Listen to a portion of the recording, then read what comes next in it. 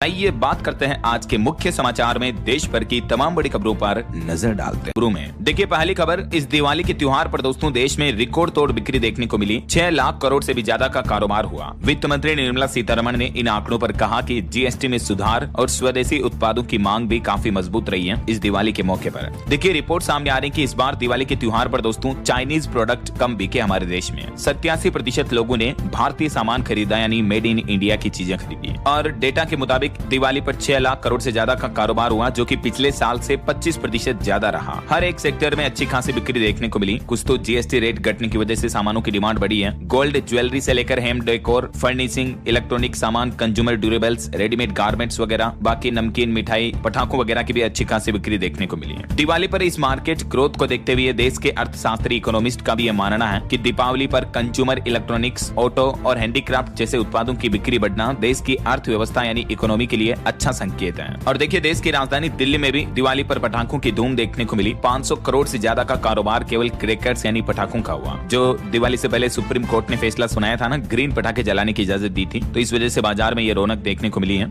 हालांकि इस वजह से पोल्यूशन भी काफी ज्यादा बढ़ा है, फिर भी इस फेस्टिवल सीजन में अच्छी खासी बिक्री हुई है। हालांकि दोस्तों पोल्यूशन का स्तर इस हद तक पहुंच गया दिल्ली में, देखिए आप, एयर क्वालिटी इंडेक्स इतना बिगड़ा कि दिवाली के त्योहार के बाद अस्पताल में सांसों के मरीजों की संख्या 30% तक बढ़ गई। कई जगहों पर तो दिल्ली में AQI 500 के भी ऊपर पहुंच गया था।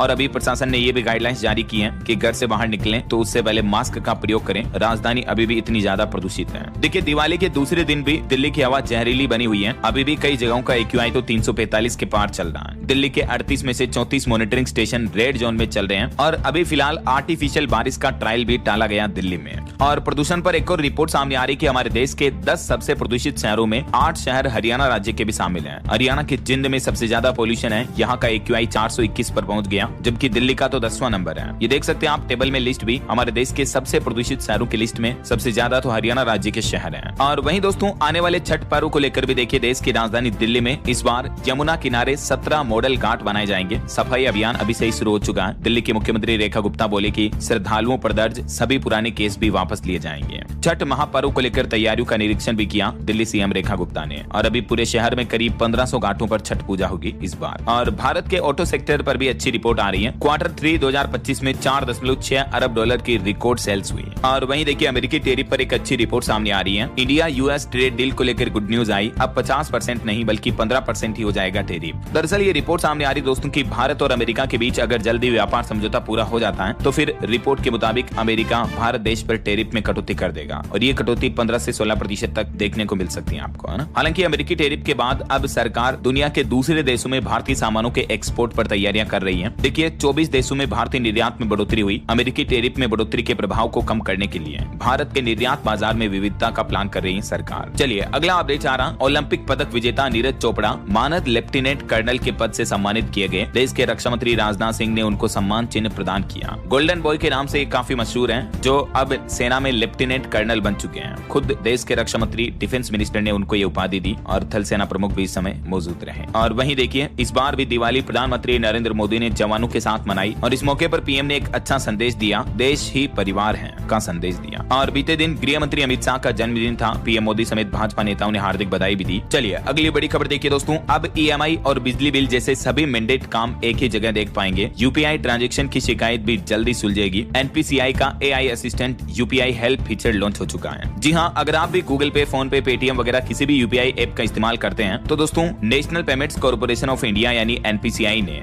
UPI हेल्प लॉन्च किया है। ये एक AI पावर्ड यानी आर्टिफिशियल इंटेलिजेंस से पावर्ड असिस्टेंट फीचर है, जिसे यूजर्स के डिजिटल पेमेंट्स और UPI से जुड़े सभी सवालों का जवाब देने के लिए बनाया गया है। अभी हालांकि ये टेस्टिंग फेज में चल रहा है। 21 अक्टूबर को NPCI ने इसको लाइव किया था। तो UPI हेल्प फीचर्स पर यूजर्स को क्या क्या फायदे मिलेंगे इस बारे में डिटेल जानकारी भी आप देख सकते हैं। UPI से जुड़ा कोई भी समस्या, कोई भी आपके मन में सवाल है तो तुरंत आप समाधान पा पाएंगे इस फीचर की मदद से। जैसे आप ChatGPT को सवाल पूछते हो ना, AI टूल्स वगैरह को, गूगल जेमिनी को, ठीक वैसे ही UPI के अंदर आपको ये फीचर सुविधा देगा। चलिए अगली बड़ी खबर आ रही है, अमेज़न में 5 लाख जॉब्स को रिप्लेस करेंगे रोबोट्स। सामानों की पिकिंग से लेकर पैकिंग और डिलीवरी जैसे काम अब रोबोट करेंगे। साल 2027 तक कंपनी ये प्लान कर रही है और इससे कंपनी को 1 लाख करोड़ की बचत भी होगी। लेकिन हैरानी की बात यह है कि इन रोबोट्स की वजह से इंसानों की 5 लाख से भी ज्यादा जॉब्स चली जाएगी। जरा सोचिए, ई कॉमर्स सेक्टर में भी अब टेक्नोलॉजी और एआई रोबोट्स की वजह से नौकरियां जाने लगी हैं। न्यूयॉर्क टाइम्स की रिपोर्ट में ये जानकारी सामने आई है। तभी तो मैं आपको कहता हूं दोस्तों कि अपने आप को हमेशा अपडेट रखा करो, आर्टिफिशियल इंटेलिजेंस, एआई टूल्स वगैरह इन चीजों को सीखा करो, एक्सप्लोर किया करो, है ना, क्योंकि भविष्य में इनकी डिमांड ज्यादा रहने वाली है। चलिए अगला अपडेट देखिए। बैंकिंग नियमों पर भारतीय रिजर्व बैंक आरबीआई ने लोगों से कुछ सुझाव मांगे हैं। आरबीआई प्लान कर रहा अब साइबर फ्रॉड 3 दिन में बताने पर बैंक की जवाबदेही होगी। ये नए नियम अप्रैल 2026 से ही लागू होंगे। जी हाँ, हमारे देश के करोड़ों बैंक खाताधारकों के लिए अच्छी खबर है। अगले 3-4 महीनों में नए साल न्यू ईयर से ही आपके बैंक के कामकाज से जुड़े कई बड़े बदलाव आने वाले हैं और इसको लेकर आरबीआई ने 238 बैंकिंग नियमों के ड्राफ्ट जनता के लिए जारी किए हैं और इन ड्राफ्ट को लेकर 10 नवंबर तक सुझाव भी मांगे हैं। आरबीआई के पूर्व गवर्नर आर गांधी ने कहा कि नियामक कानूनों में पहली बार ड्राफ्ट जनता के सामने जारी करके उनके सजेशन सुझाव मांगे जा रहे हैं। आप भी इन सुझावों को देना चाहते हैं तो आप आरबीआई के ऑफिशियल पोर्टल पर जाकर के ये स्टेप्स को फॉलो करके अपने सुझाव आरबीआई तक सबमिट कर सकते हैं। अब ये जो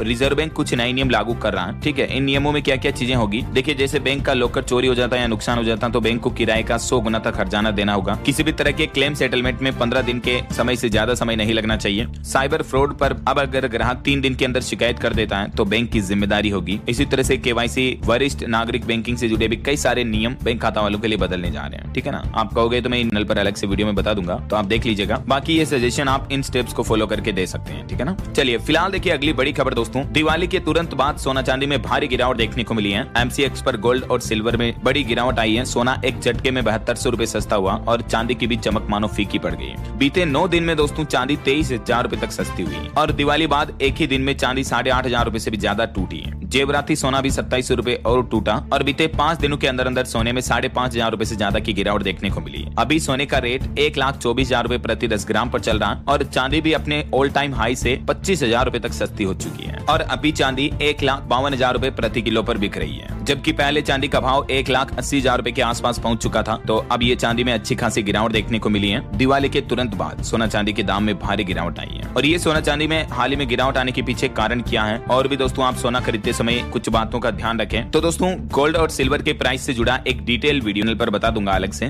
तो बिल्कुल आप उस वीडियो को देख लीजिएगा। तभी तो मैं आपको रोजाना कहता हूं दोस्तों कि अगर आप अभी तक भी चैनल को सब्सक्राइब करके बेल आइकन दबा दीजिए और इस वीडियो पर एक लाइक और शेयर भी कर दीजिएगा ताकि, तो बहरहाल अपनी तो ढेर सारी बातें करेंगे कभी बाद में। फिलहाल सीधा आगे बढ़ते हैं खबरों में। तो सोने चांदी के रेट की जो हम बात कर रहे थे, अभी अलग अलग कैरेट के हिसाब से गोल्ड का प्राइस क्या चल रहा है ये भी आप देख सकते हैं स्क्रीन पर। और वहीं एक चौंकाने वाली रिपोर्ट ये सामने आ रही दोस्तों की चांदी में 1980 जैसा क्रेश भी देखने को मिल सकता है। उस वक्त भी हंट ब्रदर्स के कारण चांदी के दामों में इतनी बड़ी गिरावट आई थी। तकरीबन एक सप्ताह में ही चांदी 25,000 रुपए तक गिरी थी। उस वक्त उस जमाने में 1980 की बात है। तो अभी भी चांदी क्योंकि नए ऑल टाइम हाई पर है तो चांदी में एक बड़ा क्रेश दिख सकता है। तो तभी तो मैं आपको कहता रहता हूँ दोस्तों की अभी अगर आप सोने चांदी में निवेश करने का प्लान कर रहे हैं तो थोड़ा रुकिए, क्योंकि बहुत ज्यादा रेट पंप्स है इसके कि लॉन्ग टर्म इन्वेस्टमेंट के लिए ठीक है, बाकी शॉर्ट टर्म रिटर्न के लिए अभी आपको इंतजार करना चाहिए। थोड़ा और डिस्काउंटेड प्राइस आने दो, इसके बाद आप प्लान कर सकते हैं, ठीक है। चलिए फिलहाल आगे बढ़ते हैं अपन खबरों में। देखिए सरकार की एक और नई प्लानिंग, अब डीप फेक और एआई जनरेटेड फोटो वीडियो पर केंद्र सरकार लगाम लगाएगी। देश में आईटी नियमों में संशोधन का प्रस्ताव भी पेश कर दिया गया है। आपको पता होगा आए दिन सोशल मीडिया पर यूट्यूब, फेसबुक, इंस्टाग्राम पर हमें एआई वीडियो देखने को मिलते हैं। लोगों को पता ही नहीं चलता कि कौन सा असली होता है वीडियो, कौन सा एआई जनरेटेड होता है, राइट। तो अब इन नए नियमों के तहत जो भी सोशल मीडिया प्लेटफॉर्म्स पर एआई वीडियो या सिंथेटिक वीडियो डाले जाएंगे उनको सोशल मीडिया प्लेटफॉर्म को चिन्हित करना होगा ताकि यूजर असली और नकली कंटेंट को पहचान सके। सरकार ने आईटी रूल्स 2021 में सिंथेटिकली जनरेटेड इंफॉर्मेशन नाम से ये नया शब्द जोड़ा है। डीप फेक और फेक एआई कंटेंट पर लगाम लगाने के लिए सरकार ने ये आईटी नियमों में बदलाव कर सोशल मीडिया कंटेंट की सुरक्षा बढ़ाने का ये प्रस्ताव रखा है। तो दोस्तों अब इन प्रमुख बदलाव में 2 चीजें होगी। एक तो जो भी एआई जनरेटेड कंटेंट होंगे, एआई जनरेटेड वीडियो होंगे, उन पर लेबल लगा होगा कि this video is AI generated, ठीक है। जो वीडियो जनरेटेड प्लेटफॉर्म है जैसे गूगल जेमिनी, चैट जीपीटी का सोरा वगैरह, तो ये कंटेंट जनरेट करने के साथ ही उस पर लेबल लगाएंगे। एआई से बने कंटेंट पर लेबल लगाना होगा। आईटी मिनिस्ट्री ने यह नया ड्राफ्ट जारी कर दिया। साफ साफ मार्क होगा कि कंटेंट असली या एआई वाला है। तो पहले